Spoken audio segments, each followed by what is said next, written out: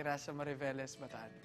Ang ginagawa ko po ngayon is composing songs, recordings, nagigig, ganyan, and then wakeboarding po. Pinanganak talaga ako tsaka lumaki sa Mariveles, Bataan. Pero pagdating ko ng age ng 17 years old, nag-decide ako na umiwalay sa family ko. Kasi nga, yung conflict na gusto kong maging engineer or businessman ng father ko, tapos gusto kong maging musician.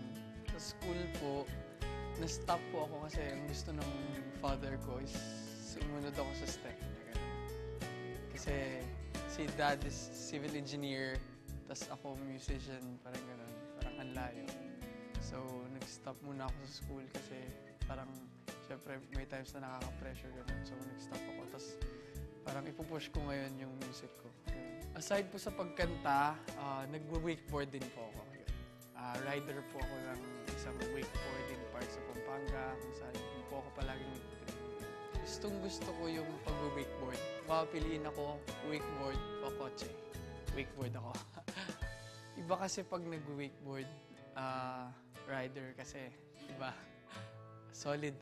Yung feeling na na-express mo yung fashion ng sariling ikaw, parang gano'n.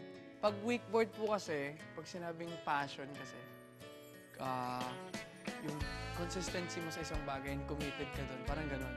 Pero pag fashion po kasi parang iba eh. Pag nagpunta ka sa mall, pag nakita mo yung hindi rider, shoes, ganyan, shorts, long sleeve or what. Pero pagka nagpunta ka ng mall, tas isang rider, kahit shorts, sando, minsan nakapaa, ganyan. Oo, ganun pag rider.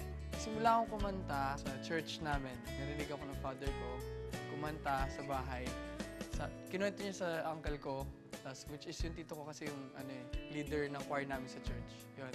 Then tinuruan ako ng tito ko sa church kumanta.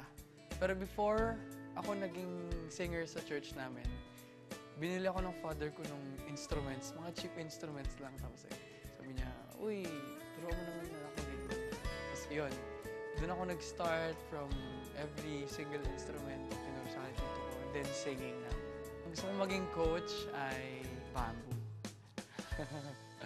Bata pa ako noon grade 6, narinig ko yung mga kanta niya. Hoy! Ano yan ako? Gusto ko si bamboo kasi may sarili siyang, mo yun, yung pak, may gano'n. May sarili siyang pitik na pag in a way na magugustuhan ng manonood, parang gano'n.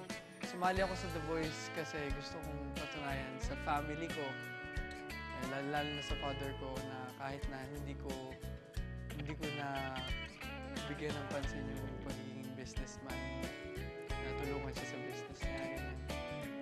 Ayun, sa kanila ko dinededicate to.